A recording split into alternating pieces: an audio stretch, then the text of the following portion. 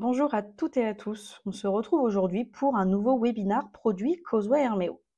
Comme d'habitude, l'objectif c'est de vous présenter les fonctionnalités qui ont été développées sur le trimestre précédent et qui vont vous être mises à disposition à la suite de ce webinar. Donc, je suis Maëlle Razatovo, Product Owner chez Hermeo et je vais vous présenter tout ça. D'un point de vue agenda, qu'est-ce qu'on a? 3 fonctionnalités à voir aujourd'hui. La première qui va être de vous montrer comment rendre accessibles les formulaires Hermeo à n'importe qui. La fonctionnalité s'appelle les formulaires publics et je vous la présenterai juste après. Également, comment vous aurez la possibilité d'analyser et d'extraire du texte, d'une image ou d'un fichier facilement grâce à l'OCR. L'OCR, qu'est-ce que c'est en quelques mots? C'est de la reconnaissance optique de caractères. Donc, comme son nom l'indique, ça va permettre de reconnaître des caractères textuels au sein d'une image ou d'un fichier et de les extraire pour pouvoir ensuite les utiliser dans un formulaire ou encore les enregistrer en base de données. Et la dernière chose, qui n'est pas une réelle fonctionnalité, mais c'est l'amélioration des performances de l'application mobile sur lequel on a pu travailler pendant ce trimestre. L'idée, ça va être de charger et de synchroniser plus rapidement les interventions sur le téléphone de vos opérateurs. C'est parti, on commence avec les formulaires publics. Donc les formulaires publics, encore une fois, qu'est-ce que ça va permettre? Rendre accessibles les formulaires à n'importe qui.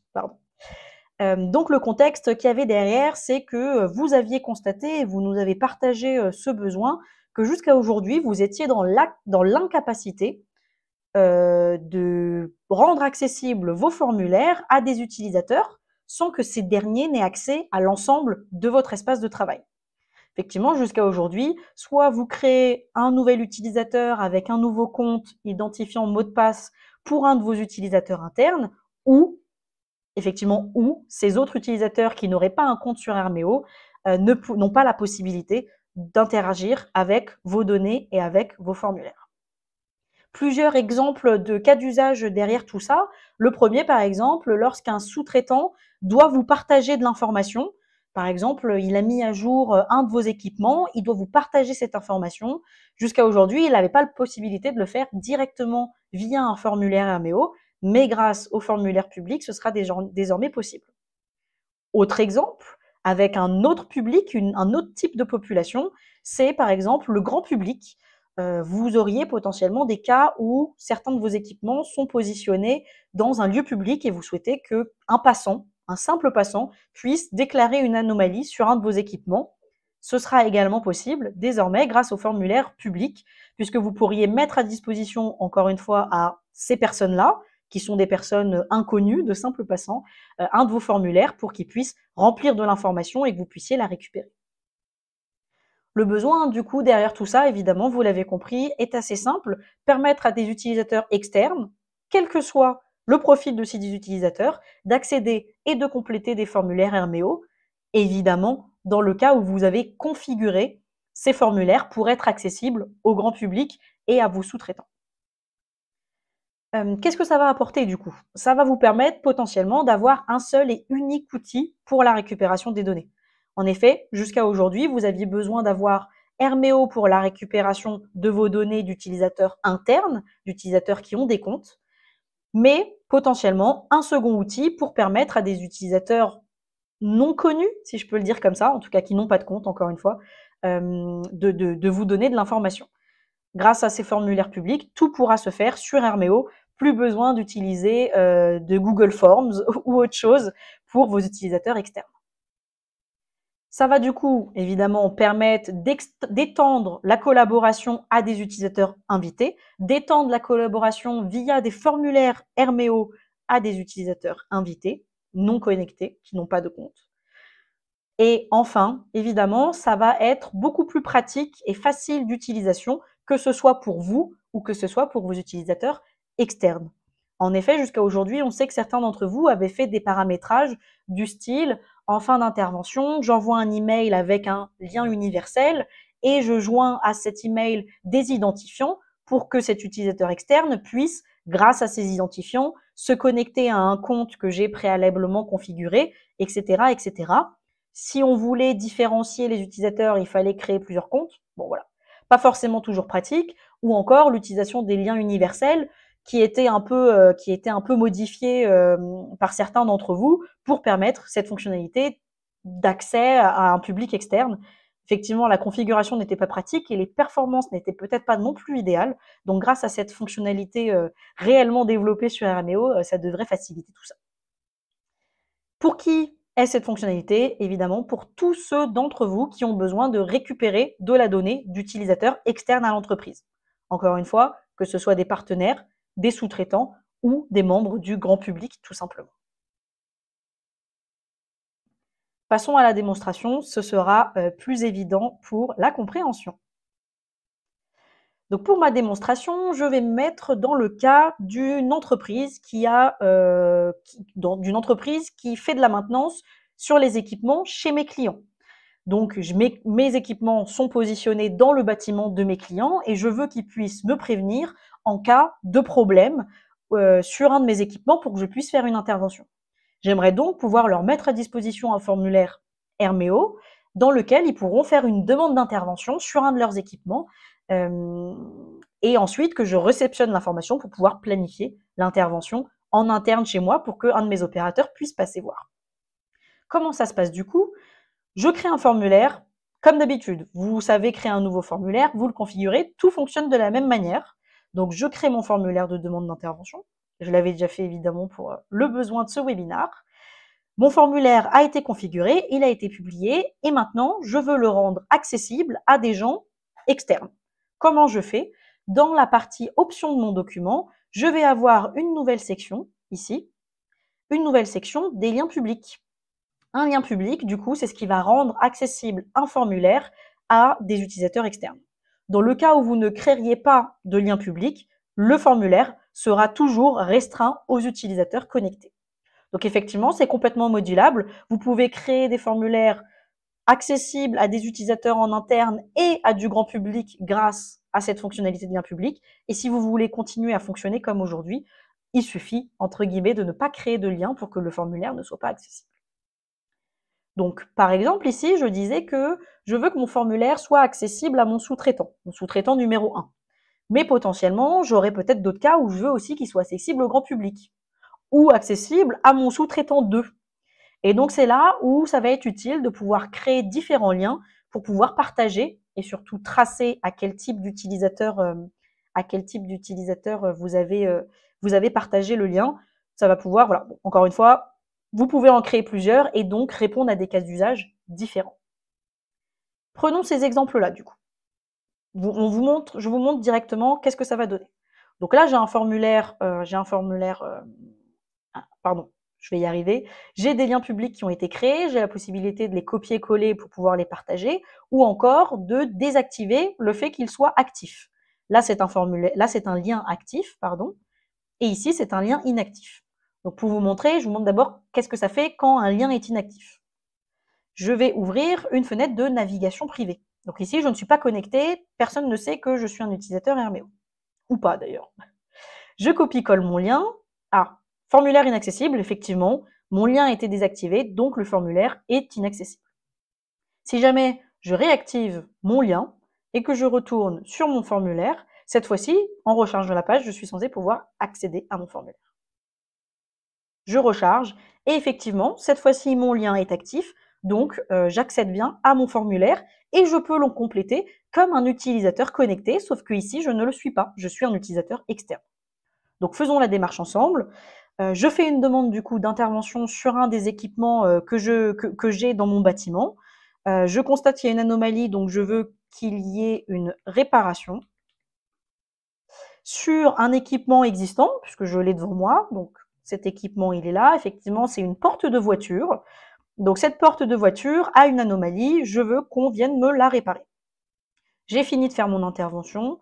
Oui, en effet, j'ai rempli toutes les informations qu'on m'a demandées. Et je termine aussi simplement que ça.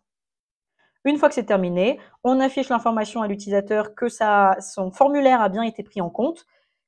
Et c'est tout, aussi simplement que ça. L'utilisateur reste ici et peut continuer à vaquer à ses occupations en fermant la fenêtre. Comme je vous le disais, c'est un formulaire comme un autre. Donc là, effectivement, j'avais configuré dans mon formulaire le fait de pouvoir créer une intervention À la fin à la fin du formulaire, créer automatiquement une intervention pour justement la demande d'intervention qui a été faite par l'opérateur grâce à une brique API. Donc là, en l'occurrence, c'est un formulaire comme un autre. La brique API, dans ce contexte de lien public, fonctionne également. Donc si je retourne ici, je peux constater qu'effectivement, mon intervention vient d'être planifiée comme il a été demandé dans le formulaire. Également, j'ai la possibilité de voir l'intervention que je viens tout juste de compléter. Elle est ici et je peux constater qu'effectivement, c'était bien une intervention réalisée par un utilisateur et un collaborateur invité grâce à ce petit icône ou encore grâce à la colonne attribuée à qui ici indique que c'est un utilisateur invité. Voilà. Je retourne sur mon formulaire pour vous montrer un tout petit peu plus en détail la configuration. Donc mon formulaire, je rentre toujours pas dedans, ça change rien, c'est un formulaire classique, mais je vais vous montrer quand on crée un lien, quelles sont les possibilités. Donc je clique sur créer un lien, ici j'ai une petite explication de qu'est-ce que je vais créer et je clique sur suivant. Tout d'abord, je donne un nom à mon lien, démo webinar, et je dois définir les droits d'accès. En quoi ça consiste les droits d'accès? C'est vraiment ce qui va vous permettre de contrôler la donnée qui sera accessible via vos formulaires. Un peu comme aujourd'hui, un droit d'accès, si on dit que cet utilisateur n'a accès qu'à cette base de données et à ses ressources spécifiques, mais pas à ses autres, lorsqu'il complétera son formulaire, par exemple, et qu'il verra s'afficher des sélections automatiques ou des sélections manuelles, il n'aura pas la possibilité de consulter les données autres que celles pour lesquelles vous lui avez donné accès. Là, c'est exactement le même principe. Il va falloir pour chacun de vos liens que vous définissiez à quelle équipe ces droits d'accès correspondent. Effectivement, un exemple bête que vous ne ferez pas, mais c'est pour vous montrer l'importance de cette configuration. Si vous choisissez les droits d'accès administrateur, ça veut dire que l'utilisateur qui complétera ce formulaire aura la même visibilité qu'un administrateur sur l'entièreté des ressources. En effet, dans le cas d'un sous-traitant, par exemple, vous souhaitez peut-être pas qu'il ait accès à l'entièreté de vos ressources, de l'entièreté de vos bases de données, donc il vaut mieux créer une équipe spécifique à ce sous-traitant qui lui donnera accès uniquement aux ressources qu'il est censé pouvoir consulter et avec lesquelles il est censé pouvoir interagir. Donc vous créez au préalable votre équipe et ce sera cette équipe ici que vous viendrez sélectionner lors de la création de votre lien public pour restreindre les données qui seront accessibles via ce formulaire. Donc là, on va prendre l'exemple avec, le sous-traitant 2, puisque j'avais déjà créé un lien avec le sous-traitant 1, et je vais à l'étape suivante. L'étape suivante, ce ne sont que des options optionnelles. Si vous ne voulez pas les configurer, vous pouvez directement cliquer sur Rendre public en bas à droite pour valider la création de votre lien. Quelles sont les options qu'on a déjà aujourd'hui? La première, c'est de pouvoir sélectionner une ressource principale. Un peu comme les liens universels, vous voulez que l'utilisateur, directement en accédant au formulaire via ce lien, il y ait d'ores et déjà une ressource principale définie. C'est donc possible de la définir grâce à cette sélection ici présente. Deuxième option, le fait de pouvoir définir des attributs d'intervention qui auront une valeur lorsque l'utilisateur démarrera son intervention via ce lien-là. Effectivement, pour mon premier lien, je voulais potentiellement, par exemple, que pour ce choix multiple, je présélectionne le client 1, mais comme là, je suis dans le contexte de mon sous-traitant 2, je veux peut-être que cette fois-ci, ce soit le client 2 qui soit défini. Voilà. Et donc, comme ça, vous avez la possibilité de prédéfinir les valeurs d'attributs d'intervention au moment où l'utilisateur démarrera son intervention via ce lien spécifique. Donc là, j'ai configuré par exemple un attribut et je clique sur Rendre public pour créer mon lien. J'ai la possibilité de rapidement copier-coller mon lien et terminer. Une fois qu'il a été créé, on voit bien que le lien apparaît dans la liste aux côtés des autres et j'ai encore une fois la même possibilité de le modifier, le supprimer, le désactiver temporairement et copier le lien. Voilà, aussi simple que ça. Quelques petites précisions en plus sur les formulaires publics. Je vous ai montré il y a quelques secondes là les options qu'il y a, les options facultatives qu'on a d'ores et déjà pour nos liens publics. D'ici les prochaines semaines, 3 options supplémentaires vous seront mises à disposition. Quelles sont-elles? La première, la sécurisation par l'ajout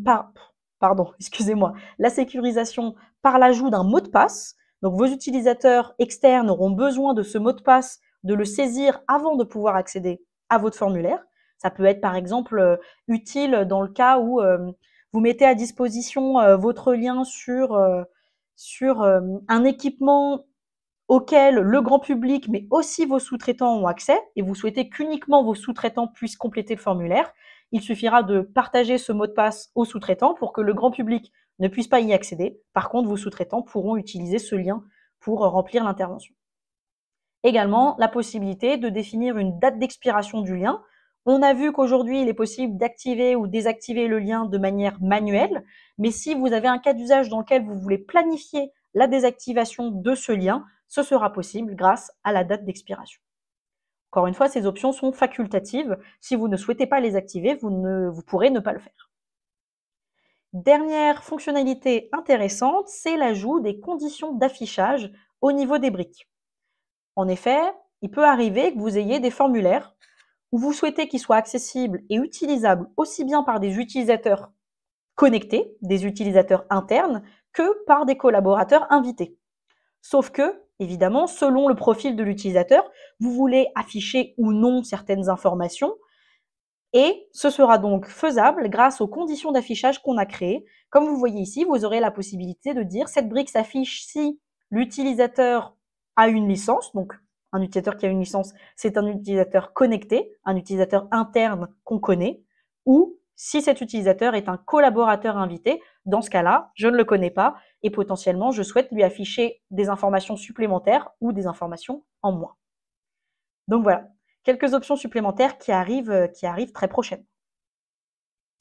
Je passe à la seconde fonctionnalité, qui est l'OCR. Donc l'OCR, reconnaissance optique de caractère, qui va vous permettre d'analyser et d'extraire du texte, d'une image ou d'un fichier. Le contexte était lequel? C'était le fait que vous nous aviez remonté que vous aviez de plus en plus de besoin de référencement d'équipements. Et quand je dis référencement, c'est un référencement réalisé sur le terrain, donc par des opérateurs terrain. Ce qui veut dire que ce référencement devait être faisable via une solution de mobilité, en l'occurrence Herméo. Pour faire ce référencement plus facilement, effectivement, le besoin derrière était de pouvoir faire de la reconnaissance optique de caractère afin de référencer beaucoup plus rapidement et beaucoup plus facilement vos équipements. Deux exemples que je peux vous donner, c'est lorsque, par exemple, vos équipements, ils ont une petite étiquette positionnée quelque part qui donne les caractéristiques. Le nom de l'équipement, sa date d'expiration, au cas où il en aurait une, la date de dernière maintenance, sa taille. Voilà, toutes les informations qui peuvent décrire un équipement pourraient être présentes sur une étiquette ou, d'ailleurs, sur une petite plaque, quelque part dans une pièce, directement sur l'équipement, en tout cas, voilà, sur le terrain, une information présente sur le terrain. Et vous aimeriez effectivement que votre opérateur terrain, pour pouvoir référencer rapidement cet équipement, puisse simplement prendre en photo cette information, cette étiquette, cette plaque, et que tout soit automatiquement extrait de l'image et enregistré en base de données. Deux sous-besoins ont été identifiés suite à ça. Premier besoin, c'est de pouvoir faire une analyse synchrone, donc une analyse et une extraction du texte en cours d'intervention. Une photo est prise sur le terrain ou un document est joint à l'intervention pendant que l'utilisateur est sur le terrain. Je souhaite faire une analyse en temps réel pour que l'utilisateur puisse voir les données extraites et les modifier si besoin. Second besoin, du coup, le faire cette fois-ci en asynchrone, donc pas en temps réel, mais le faire dans un second temps. Lorsque l'image sera enregistrée en base de données, je veux qu'elle puisse être analysée par mon outil d'OCR, que les données soient extraites et soient enregistrées en base de données. Dans ce cas-là, le gros avantage, c'est que ça n'impactera pas l'utilisateur terrain, c'est-à-dire que s'il n'a pas de réseau, ça fonctionnera quand même. Au moment où l'intervention sera synchronisée, que la photo sera enregistrée en base de données, l'analyse d'OCR se déclenchera et viendra extraire les textes. Donc, même sans réseau, ça fonctionnera. Également, il y aura un temps de chargement en moins pour l'utilisateur, puisque l'analyse se fera dans un second temps et pas au cours de l'intervention. Qu'est-ce que ça va permettre du coup, vous l'avez compris, gain de temps, bien évidemment. Pourquoi ce gain de temps? Parce que ça va réduire le nombre d'actions nécessaires à l'utilisateur. Plutôt que faire du copier-coller entre l'information qu'il voit et le reporter sur le formulaire, ici, l'extraction de cette donnée sera faite automatiquement, potentiellement juste une petite vérification à faire à la suite de cette extraction automatique. Et également, le point sur lequel je voulais insister d'un point de vue valeur, c'est la gestion asynchrone qui est possible. En effet, jusqu'à aujourd'hui, vous aviez la possibilité potentiellement de le paramétrer par vous-même via une brique API. Si vous aviez d'ores et déjà accès à des outils d'OCR, vous aviez la possibilité de le paramétrer par vous-même. Mais c'était uniquement possible en cours d'intervention via cette brique API. Là, ce qu'on va rajouter grâce à cette nouvelle fonctionnalité, c'est que vous fassiez cette configuration beaucoup plus facilement, puisque c'est l'outil d'OCR que Hermeo a implémenté. Nous avons nous-mêmes implémenté un outil d'OCR dans notre solution, ce qui va vous permettre de faciliter la configuration. Évidemment, vous n'aurez pas à le faire vous-même via une brique API, mais vous pourrez utiliser notre outil mis à disposition. Et du coup, second cas pratique, c'est que vous aurez la possibilité de le faire en asynchrone de manière très facile. Donc pour qui ça va être utile? Évidemment, cette fonctionnalité va être utile pour tous ceux d'entre vous qui souhaitent un peu plus automatiser l'extraction des données textuelles depuis une image ou un document. Et d'ailleurs, quel que soit le type de ce document, ce sera possible. Passons à la démonstration, puisqu'une démonstration vaut mieux que 1000 mots. Donc si je viens ici, je vais d'abord vous montrer qu'est-ce que ça donne dans le formulaire et après je vous parlerai un peu plus de la configuration. Donc ici, j'avais mon application qui était ouverte.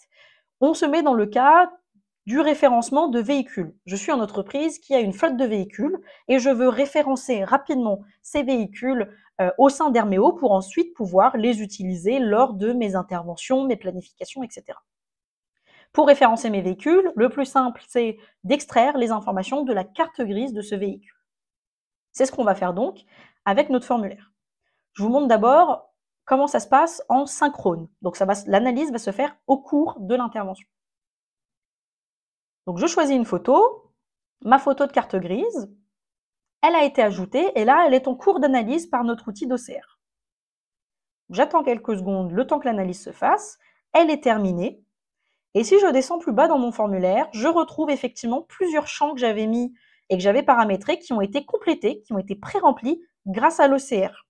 Donc là, je demandais le propriétaire du véhicule, sa marque, le genre de véhicule, sa plaque d'immatriculation et son numéro d'identification potentiellement.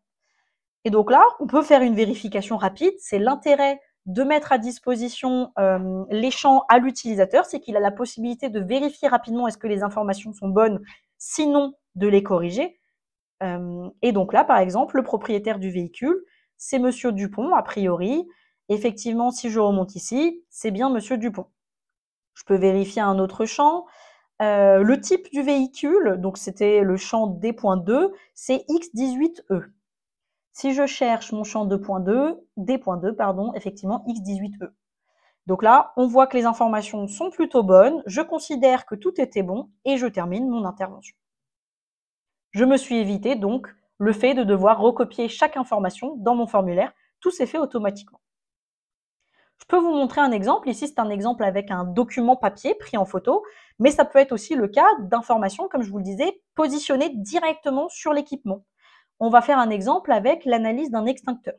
Vous voulez référencer les équipements sécurité incendie, notamment les extincteurs, pour savoir quand est-ce que devra être faite la prochaine maintenance, quel est le type de l'extincteur, etc. Donc je voudrais, simplement en le prenant en photo, par exemple avec celle-ci, simplement en prenant en photo, extraire toutes les petites informations textuelles qui sont présentes sur l'extincteur directement. L'analyse se fait en cours de formulaire, et ici, on constate de la même manière, mais avec des champs différents cette fois-ci, que les données ont été extraites. Par exemple, la date limite d'utilisation a bien été extraite. Ici, on voit que la date limite, c'était le 31/12. C'est bien ce qui a été récupéré à ce niveau-là. L'agent extincteur qui a comme valeur 1 kg poudre et l'INEX ABC40. Si je vérifie ici, agent extincteur, 1 kg poudre et l'INEX ABC40. Encore une fois, les données les plus importantes ont l'air d'avoir été extraites correctement. Je termine mon intervention et mon extincteur est référencé. Voilà du coup comment ça se passe au niveau d'une intervention. Donc, quand c'est une intervention faite en synchrone, pardon, je vais y arriver, une intervention et une analyse faite de manière synchrone, comme on vient de le voir, tout se passera via une simple brique API. On vous montrera évidemment comment configurer tout ça dans un article qui vous sera mis à disposition. Et du coup, aussi simplement que ça, l'analyse pourra se faire au cours de l'intervention. Je tiens aussi à vous montrer du coup comment ça fonctionne de manière asynchrone. Donc pour vous montrer, je me remets dans le contexte du référencement de mes véhicules. Donc là, j'ai ma base de données de véhicules dans laquelle je référence selon les photos. Ici, on voit que j'ai déjà 1, 2, 3, 4, 5 véhicules. Je vais vouloir en référencer un 6e. Mais je ne veux pas embêter mon opérateur terrain avec les chargements. En plus, c'est pas sûr qu'il aura du réseau. Donc, je préfère que ça se fasse en asynchrone. Et si vérification nécessaire, ce sera un administrateur qui le fera directement en base de données. Donc, pour ce faire, j'ai créé un autre formulaire ici pour vous montrer, dans lequel l'opérateur n'aura qu'à prendre une photo. J'ajoute ma photo, c'est tout. Aucun temps de chargement. Évidemment, vous pourrez mettre d'autres champs supplémentaires dans votre formulaire. J'ai fait un exemple très simple. Je prends la photo, je termine, j'ai référencé mon équipement, j'ai pris en photo la carte grise. Qu'est-ce qui va se passer? Une fois que la photo va être enregistrée en base de données, j'ai fait en sorte qu'elle soit enregistrée au niveau d'un asset, elle va être enregistrée et l'analyse OCR va être déclenchée automatiquement à partir de ce moment-là pour remplir tous les champs et toutes les caractéristiques de mon véhicule. Je reviens sur ma base de données. Si je rafraîchis, je constate cette fois-ci que j'ai bien un nouveau véhicule qui a été créé. Ça correspond bien à l'image que je viens d'ajouter et on voit bien que les données de marque, modèle, plaque d'immatriculation et type ont été extraites et enregistrées en base de données sans que l'opérateur ait eu besoin de les saisir lui-même lors de son intervention. L'avantage supplémentaire de cette analyse asynchrone, c'est que ça fonctionne évidemment aussi si l'action de création d'assets se fait directement depuis la base de données. Là, je suis passée via un formulaire, parce que c'est un opérateur terrain qui a fait. Mais si jamais moi, je suis un administrateur, je veux référencer un nouveau véhicule, en l'occurrence, j'ai la carte grise ici, j'ai pas besoin de passer par un formulaire, je peux le faire directement en base de données. Il suffira que je crée une ressource directement dans ma base de données depuis la plateforme pour que cette analyse OCR soit aussi déclenchée au moment où j'enregistre mon nouvel asset avec mon image. Voilà du coup pour l'OCR, à quoi ça ressemble. Si je vous montre rapidement la configuration. Donc je vais vous montrer très rapidement dans un formulaire où l'analyse se fait en synchrone. Comme je vous le disais, ça passe via une brique API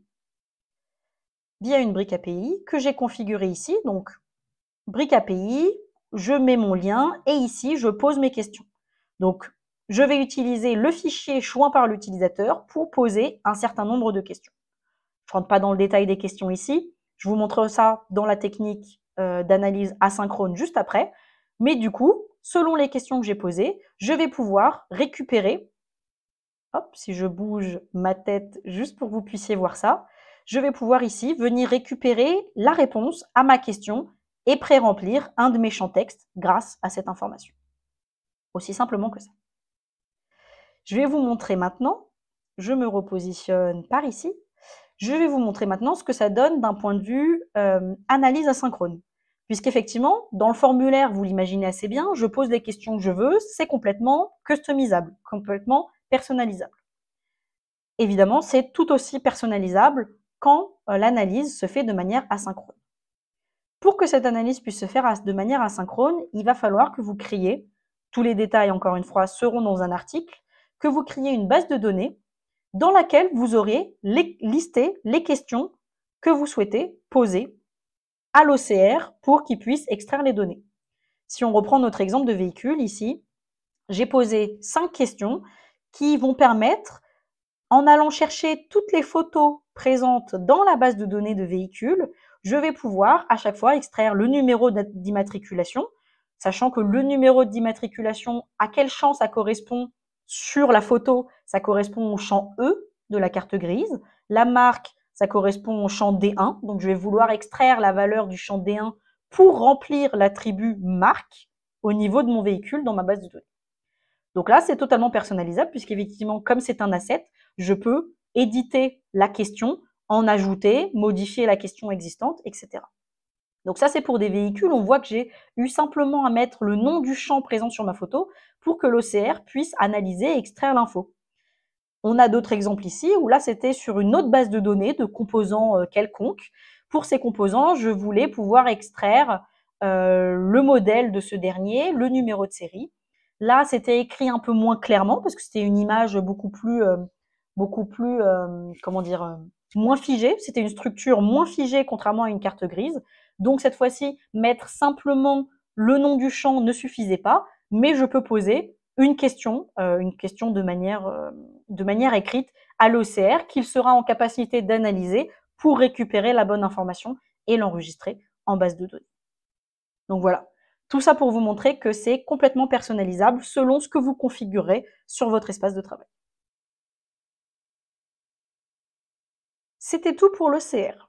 Je tiens à préciser, avant de passer à la dernière partie au niveau des améliorations de performance, que les deux fonctionnalités que je viens de vous présenter, l'OCR et les formulaires publics, sont des fonctionnalités pour lesquelles il faudra que vous rentriez en contact avec votre CSM ou bien votre contact commercial pour qu'on puisse vous les activer. Ça ne va pas être activé par défaut sur vos espaces de travail, mais si c'est des fonctionnalités qui vous intéressent, n'hésitez pas à les contacter et ils vous expliqueront toutes les modalités nécessaires pour qu'on puisse vous les activer. Je passe sur la dernière partie de mon webinaire pour vous présenter les améliorations qu'on a pu faire au niveau des performances. Donc, encore une fois, c'est parti d'un contexte, évidemment, d'un constat surtout que vous nous avez remonté.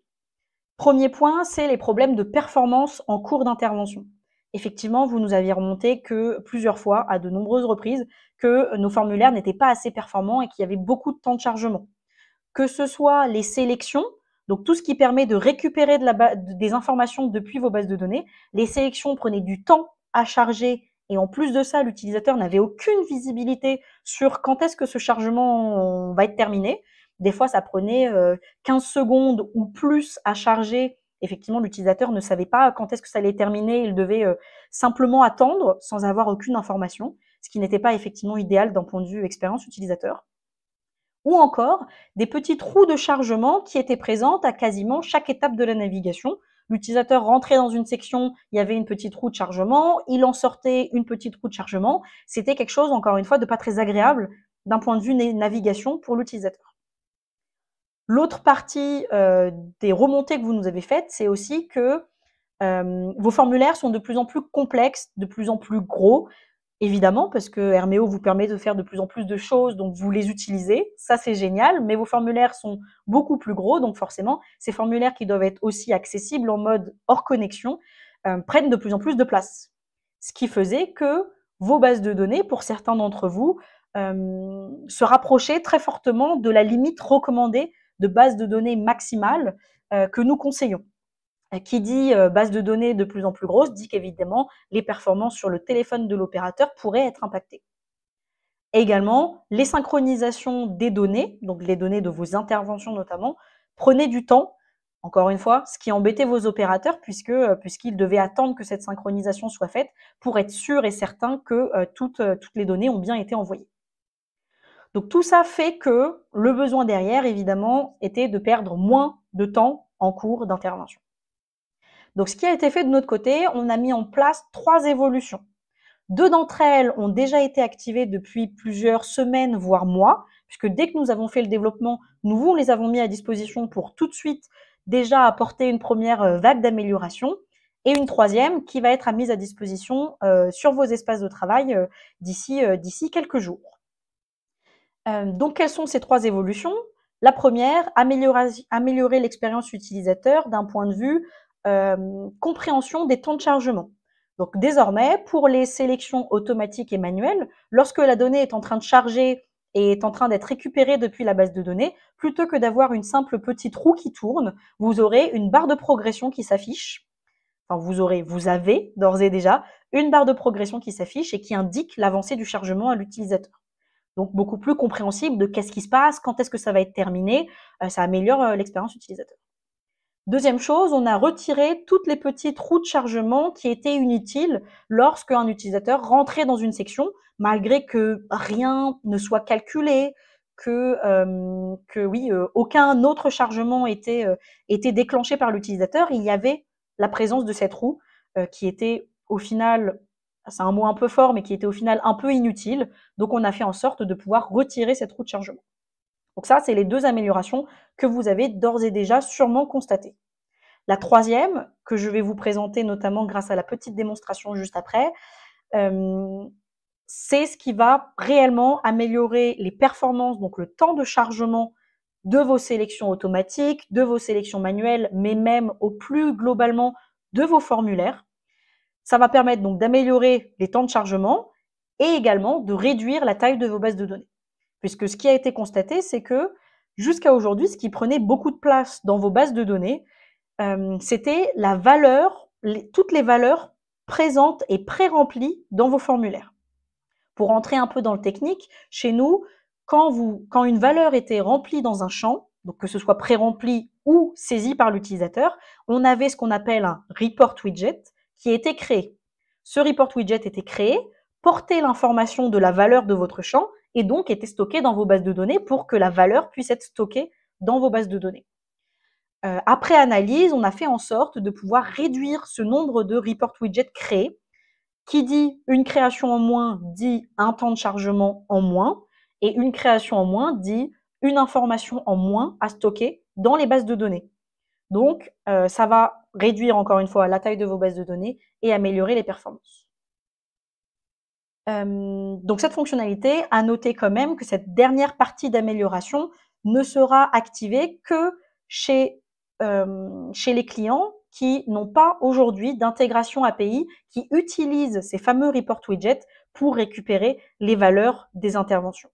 Ceux d'entre vous qui ont ces intégrations, n'hésitez pas à rentrer en contact avec vos chargés de compte qui pourront potentiellement vous donner des conseils pour améliorer les intégrations et ne plus utiliser ces report widgets-là afin de pouvoir avoir cette nouvelle évolution. Mais effectivement, si jamais ce n'est pas possible pour vous de changer ça, sachez simplement que les 2 premières améliorations sur les performances vous seront accessibles, vous sont déjà accessibles, mais cette dernière, on ne pourra pas vous l'activer. Donc, qu'est-ce que ça va permettre? Évidemment, vous l'avez compris, réduction de la taille des bases de données, meilleure visibilité sur les temps de chargement et évidemment, vos utilisateurs seront plus efficaces et performants puisque perdront moins de temps à attendre que leur formulaire et leur application chargent. Sur la page suivante, vous allez voir, j'ai mis 2 images.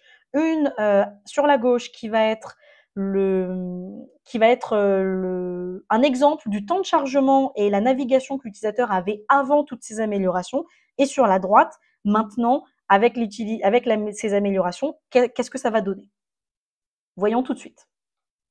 Donc là, j'ai 2 sélections manuelles que je déclenche. Je charge. À droite, on voit que j'ai une barre de progression. À gauche, un loader. On a vu que le temps que je parle, à droite, le temps de chargement est déjà terminé. C'était aux alentours de 5 secondes. À gauche, ça continue encore un peu. C'est terminé aux alentours de 15 secondes. Donc on gagne quand même sur une sélection automatique qui ici avait une vingtaine de ressources, on gagne environ 10 secondes, ce qui est quand même non négligeable. On voit aussi maintenant, si je clique à droite sur une ressource, aucun temps de chargement. À gauche, une petite roue, encore une fois, de chargement qui s'affiche, qui était encore une fois inutile et qui était impactante pour l'expérience utilisateur. On a donc fait en sorte de la retirer. Voilà du coup ce qui représente bien les évolutions au niveau des performances et tout ce qu'on a fait. On espère que ça vous facilitera la vie, surtout à celle de vos opérateurs, grâce à ces nouvelles améliorations. Merci à tous. J'arrive à la fin de mon webinaire. J'espère que ça vous aura plu et que ça aura été plutôt clair. Je vais vous laisser là. Merci pour votre écoute. N'hésitez pas à nous contacter en cas de questions et on va laisser le webinaire actif encore quelques minutes pour pouvoir finir de répondre aux questions que vous auriez potentiellement posées dans le chat. Merci tout le monde et à bientôt.